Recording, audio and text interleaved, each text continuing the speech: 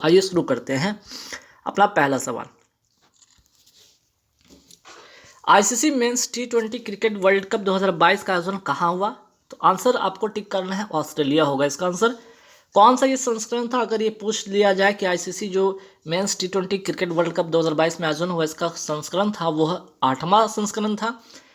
और इसमें विजेता कौन रहा? तो विजेता रहा आपका इंग्लैंड। ठीक। वुमेन क्रिकेट वर्ल्ड कप 2022 का आयोजन कहाँ हुआ? ये हुआ आपका न्यूजीलैंड में होता है। और विजेता इसमें कौन रहता है? कौन से देश का टीम रहती है? ऑस्ट्रेलिया की टीम इसमें विजेता रहती है।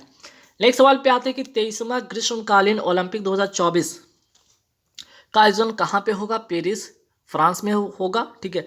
32वां आप सभी को पता है कहाँ पे हुआ? Tokyo Olympic. ठीक है, टोक्यो में, जापान की राजधानी टोक्यो में हुआ था। 32वां टोक्यो में, है ना। 32वां कहाँ? टोक्यो में हुआ था। 2023 में 15वां, ठीक है, मोस्ट इंपॉर्टेंट क्वेश्चन है। 2023 में 15वां पुरुष हॉकी विश्व कप का आयोजन कहाँ पे होगा? उड़ीसा भारत में। ठीक है। विश्व एथलेटिक्स चैंपियनशिप 2022 की मेजबानी कौन सा देश किया है इस बार? वो है अमेरिका किया है। और इसी चैंपियनशिप में नीरज चोपड़ा ने भाला फेंक में सिल्वर मेडल जीता है। तो ये भी मोस्ट इंपॉर्टेंट क्वेश्चन बन जाएगा, नीरज चोपड़ा। ठीक है। भाला फेंक से ध्यान रखिएगा, 7 अगस्त को क्या मनाया जाएगा? अब भाला फेंक दिवस मनाया जाएगा, है ना। नेक्स्ट सवाल पे आते हैं। चौथा खेलो इंडिया यूथ गेम्स 2022 में इसका आयोजन कहाँ हुआ? पंचकुला हरियाणा में हुआ। इसके शुभंकर का नाम था धाकर। और पहले स्थान पर कौन रहा? आपका हरियाणा इस पहले स्थान पर रहा। पांचवा खेलो यूथ गेम्स 2023 कहाँ होगा आयोजन? इसका मध्य प्रदेश में होगा आने वाला। और नेक्स्ट सवाल पे अगर देखते हैं, नेक्स्ट सवाल क्या है यहाँ पे कि जो दूसरा खेलो इंडिया यूनिवर्सिटी गेम्स का आयोजन 2022 में कहाँ हुआ? बेंगलुरु कर्नाटक में हुआ। इसका शुभंकर क्या था? वीरा था। नेक्स्ट सवाल पे आता है कि मौलाना अबुल कलाम आज़ाद ट्रॉफी जो सर्वश्रेष्ठ यूनिवर्सिटी को दी जाती है, इस बार जो है किसको मिला है? गुरु नानक यूनिवर्सिटी कहाँ का? अमृतसर का। ठीक। नेक्स्ट सवाल पे आते हैं कि हाल ही में आसियान ने किस देश को सैद्धांतिक रूप से अपना 11वां सदस्य के रूप में स्वीकार करने की सहमति व्यक्त की है? Timor Leste. ठीक है, तिमोर लेस्ते को अब तक आसियान में आपने सभी ने पढ़ा है कि 10 मेंबर इसमें है। अब 11वां जो मेंबर होगा आपका वो होगा तिमोर लेस्ते। तो तिमोर लेस्ते के बारे में भी कुछ यहाँ पे जानकारी जो होगी आगे देखिएगा। पहला यहाँ तो आसियान से बात करते हैं। आसियान का पहले फुल फॉर्म यहाँ पे जान लीजिए, association of south east Asian nation होगा। इसकी स्थापना होती है 1967 में। हेडक्वार्टर का है जकार्ता इंडोनेशिया में। इससे रिलेटेड सवाल क्या कि 30वां आसियान इंडिया शिखर सम्मेलन 2022 कहाँ हुआ? कंबोडिया में होता है। राजधानी क्या है इसका? कंबोडिया की राजधानी है नोम्पे। तिमोर लेस्ते की अगर मैं बात करूँ, यहाँ पे तिमोर लेस्ते से रिलेटेड कुछ इतिहास इसके बारे में भी जान लीजिए कि तिमोर लेस्ते 1975 तक ये पुर्तगाल के अधीन रहा। तब इसका नाम पूर्वी तिमोर था। ठीक है, पूर्वी तिमोर था इसका पहले नाम। जब तक ये 1975 तक ये पुर्तगाल के अधीन रहा, इसका नाम था पूर्वी तिमोर। उसके बाद 2022 तक इंडोनेशिया के अधीन रहा। अब ये एशिया का सबसे युवा देश बन गया है। और अब नया इसका नाम क्या हो गया? Timor Leste. ठीक है, पूर्वी हटा दिया गया है और बन गया है तिमोर लेस्ते। और इसकी राजधानी का नाम है दिल्ली, ना कि दिल्ली। ठीक है, दिल्ली मत कर दीजिएगा, दिल्ली गलत हो जाएगा, दिल्ली, है ना। नेक्स्ट सवाल पे आते हैं कि लुक ईस्ट पॉलिसी कब की है? 1991 की पॉलिसी है ये। अब इसका नाम एक्ट ईस्ट पॉलिसी कर दिया गया है। ठीक है। हाल ही में किसे गूगल फॉर डूडल 2022 प्रतियोगिता का विजेता घोषित किया गया है? श्लोक मुखर्जी को। और इन्होंने जो एक पेंटिंग बनाया था उसका विषय था 25 वर्ष बाद अपना भारत का स्वरूप कैसा होगा। इस पर आधारित इन्होंने एक पेंटिंग बनाई थी जिसके तहत इनको ये प्रतियोगिता का विजेता घोषित किया गया। बात करते हैं पुलित्जर पुरस्कार 2022 किसे दिया गया? फहमीदा अजीम को। बांग्लादेश की रहने वाली हैं। और ये पुलित्जर जो पुरस्कार है पत्रकारिता के क्षेत्र में दिया जाता है, ये ध्यान रखिएगा। वही बात करते हैं दादा साहब फाल्के पुरस्कार 2022 किसको मिला है? तो आशा पारेख को मिला है, ध्यान रखना है आपको। तो पुलित्जर पुरस्कार तो ठीक है, आपको इसी तरह से टर्म जो बोल चाल में लगेगा कि सेम है पुलित्जर और यहाँ पे प्रिट्जर। तो प्रिट्जर पुरस्कार अलग है, इसे वास्तुकला क्षेत्र में दिया जाता है। और प्रिट्जर पुरस्कार 2022 किसको दिया गया? फ्रांसिस कैरे को दिया गया, जो कि पहले अफ्रीकन हैं। बुकर पुरस्कार 2022 किसको दिया गया है? शेहान करुणातिलका को मिला है, जो कि श्रीलंका के ये हैं। और इनको किसके लिए मिला है? The seven moons of Maali Almeida के लिए, इनके इस नॉवल के लिए इनको ये पुरस्कार मिला है। ठीक, अगर आपसे पूछ लिया जाए सवाल, ये तो बुकर पुरस्कार 2022 हो गए, अगर आपसे सवाल आप पूछ लिया जाए बुकर अंतर्राष्ट्रीय बुकर पुरस्कार है ना, यहाँ से सवाल आपका अगर ये आ जाए कि बताइए अंतर्राष्ट्रीय बुकर पुरस्कार 2022 किसको मिला है? तो ध्यान रखिएगा गीतांजलि श्री को, गीतांजलि श्री को मिला है, ध्यान रखिएगा। और किसके लिए? तो ध्यान रखिएगा इनकी उपन्यास कौन सा? ये ध्यान रखिए, रेत की समाधि, रेत की समाधि। ठीक है, और इसका इंग्लिश में अनुवाद जो किया गया है Tom of sand, Tom of sand किसके द्वारा किया गया है? डेजी रॉकवेल के द्वारा, डेजी रॉकवेल के द्वारा किया गया। तो ध्यान रखिएगा बुकर पुरस्कार पूछा जाए 2022 का तो शेहान करुणातिलका को मिला the seven moons of Maali Almeida के लिए। लेकिन मोस्ट इंपॉर्टेंट आपको ये वाला सवाल है, ध्यान रखिएगा, चूंकि एक भारतीय हैं, ये क्या है? गीतांजलि श्री क्या है? भारतीय हैं। ठीक है, गीतांजलि श्री क्या है? ये भारतीय। ध्यान रखें अंतर्राष्ट्रीय बुकर पुरस्कार 2022 किसको मिला है? तो गीतांजलि श्री को। और इनकी कौन से उपन्यास? रेत की समाधि, ये हिंदी में लिखा गया था इनके द्वारा, लेकिन इसका इंग्लिश वर्जन किसके द्वारा किया गया? डेजी रॉकवेल के द्वारा। स्वच्छ सर्वेक्षण पुरस्कार 2022 किसको दिया गया है? तो 1 लाख प्लस के आबादी वाले शहर में आपका इंदौर मध्य प्रदेश का शहर शामिल है।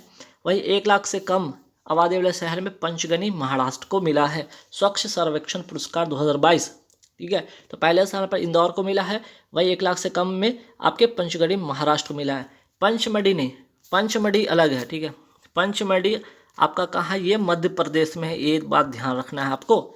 नेक्स्ट सवाल पे आते हैं, हाल ही में प्रख्यात विद्वान R.L. कश्यप का निधन हो गया। ये क्या थे? तो ये एक गणितज्ञ थे, इसलिए भी बहुत ये फेमस इसलिए भी थे क्योंकि 4 वेदों का अंग्रेजी में अनुवाद करने वाले विश्व के पहले ये व्यक्ति थे और इन्हें पद्मश्री से नवाजा गया 2021 में इसके लिए। ठीक है, ग्राफिक्स इंटरचेंज फॉर्मेट प्रारूप के निर्माता का हाल ही में निधन हो गया है। इनका नाम था स्टीफन विलहाइट। ठीक, जो आप देखते हैं मोबाइल में अपना GIF भेजते हैं ना मैसेज में, इसी की बात हो रही है, ग्राफिक्स इंटरचेंज फॉर्मेट। नेक्स्ट सवाल पे, प्रतिवर्ष राष्ट्रीय पक्षी दिवस कब मनाया जाता है? 12 नवंबर को मनाया जाता है, ध्यान रखना है आपको। 14 नवंबर 2022 को किस राज्य में अमूर फाल्कन फेस्टिवल का आयोजन किया गया? मणिपुर में। नेक्स्ट सवाल, 2025 कबड्डी विश्व कप का आयोजन कहाँ पे होगा? वेस्ट मिडलैंड्स में। ये है कहाँ? इंग्लैंड में। एशिया के बार ये पहली बार होने जा रहा है और इसमें 16 टीम इसमें भाग ले रही है। वर्ष 2022 के लिए फिट इंडिया स्कूल वीक पहल के लिए शुभंकर क्या है जिसे हाल ही में लॉन्च किया गया? तूफान और तूफानी। PV सिंधु ने इसे लॉन्च किया है, जो कि बैडमिंटन की खिलाड़ी हैं। 11 नवंबर 2022 को किसने ई कुंभ पोर्टल लॉन्च किया है? राष्ट्रपति द्रौपदी मुर्मू के द्वारा। और कौन सी संस्था के तहत ये लॉन्च होती है? तो AICTE all India council for technical education के माध्यम से इसका लॉन्च किया जाता है। राष्ट्रपति द्रौपदी मुर्मू ने इसे लॉन्च किया है। ठीक है, ई कुंभ का यहाँ फॉर्म में ध्यान रखिएगा, नॉलेज अनलिस्ट इन मल्टीपल भारतीय लैंग्वेज। ठीक है, चलिए नेक्स्ट सवाल पे आते हैं कि हाल ही में भारतीय जैविक डेटा केंद्र का उद्घाटन कहाँ किया गया है? फरीदाबाद हरियाणा में किया गया है इसका उद्घाटन। रिलायंस इंडस्ट्री देश का पहला मल्टी मॉडल लॉजिस्टिक ठीक है, लॉजिस्टिक ध्यान रखिएगा, लॉजिस्टिक पार्क कहाँ बनाएगा? चेन्नई में। ठीक, नेक्स्ट सवाल पे कि 12 नवंबर 2022 को किसे ICC का दोबारा अध्यक्ष बनाया गया है? ग्रेग बर्कले को। और कहाँ के हैं ये? न्यूजीलैंड के। 2 वर्ष के लिए इन्हें फिर से बनाया गया है और निर्विरोध इन्हें चुना गया है। 14 से 27 नवंबर 2024 तक 41वां अंतर्राष्ट्रीय व्यापार मेले का आयोजन कहाँ हुआ है? नई दिल्ली। और इसकी थीम क्या है? Vocal to local, local to global. ठीक, थीम को जरूर ध्यान में रखना आपको। किस देश ने FIFA अंडर-17 महिला विश्व कप 2022 का खिताब जीता है? स्पेन ने जीता है। किसको हराकर? कोलंबिया को हराकर। ठीक, और इसका अगर मैं बात करूँ, इसका शुभंकर क्या था? तो शुभंकर था ईभा। ठीक है, शुभंकर था क्या? ईभा। वर्ल्ड मैन ऑफ इंडिया के नाम से कौन जाने जाते हैं? डॉक्टर सलीम अली जाने जाते हैं। इनकी एक फेमस बुक है जिनका नाम था वर्ड्स ऑफ इंडिया, और 1976 में इन्हें पद्म विभूषण से सम्मानित किया गया था। केवलादेव राष्ट्रीय उद्यान कहाँ है? भरतपुर राजस्थान में है। टाइगर मैन ऑफ इंडिया किसे कहा जाता है? कैलाश सांखला को। पहला साइंटिफिक वर्ल्ड एटलस जारी करने वाला राज्य कौन सा है? आपका केरल हो जाएगा। वाटरमैन ऑफ इंडिया किन्हें जाना जाता है? डॉक्टर राजेंद्र को। आमुर फाल्कन की राजधानी किसे कहा जाता है? नागालैंड को कहा जाता है। संघाई फेस्टिवल किस राज्य का है? मणिपुर का है। संघाई फेस्टिवल किस राज्य का है? मणिपुर का है। संगाई हिरन किस राज्य की राजकीय पशु है? ये मणिपुर का है। मणिपुर राज्य की स्थापना होती है 1972 में। थांगटा मार्शल आर्ट कहाँ का है? ये भी मणिपुर का। तो मणिपुर से आपके 4-5 सवाल थे जो ध्यान में आपको रखना है। भारत के प्रथम खेल विश्वविद्यालय की स्थापना कहाँ होती है? मणिपुर की राजधानी इम्फाल में। प्रो कबड्डी लीग 2022 का विजेता कौन रहता है? दबंग दिल्ली। आइस हॉकी महिला चैंपियनशिप 2022 का आयोजन कहाँ होता है? हिमाचल प्रदेश में। विजेता रहता है लद्दाख। 44वां शतरंज ओलंपियाड कहाँ आयोजित होता है? चेन्नई तमिलनाडु में। इसका शुभारंभ था थम्बी। 31वां व्यास सम्मान 2022 का विजेता रहे हैं असगर वजाहत। महाबली नाटक के लिए इन्हें यह सम्मान दिया गया है। 31वां सरस्वती सम्मान 2022 के विजेता हैं रामदरस मिश्र। इनका जो उपन्यास है मैं तो यहाँ हूँ के लिए मिला है। T20 एशिया कप 2022 का आयोजन कहाँ होता है? यूएई में होता है। मेंस विजेता में कौन? श्रीलंका है। और वुमेन्स में इंडिया इसमें विजेता टीम होती है। संतोष ट्रॉफी 2022 का आयोजन कहाँ होता है? केरल में। और विजेता इसमें कौन होता है? केरल ही विजेता होता है। फीफा अंडर-17 महिला विश्व कप का आयोजन कहाँ होता है? भारत में हुआ है। उड़ीसा। भारत का जो 3 राज्य ध्यान रखें वो 3 राज्य कौन कौन सा है?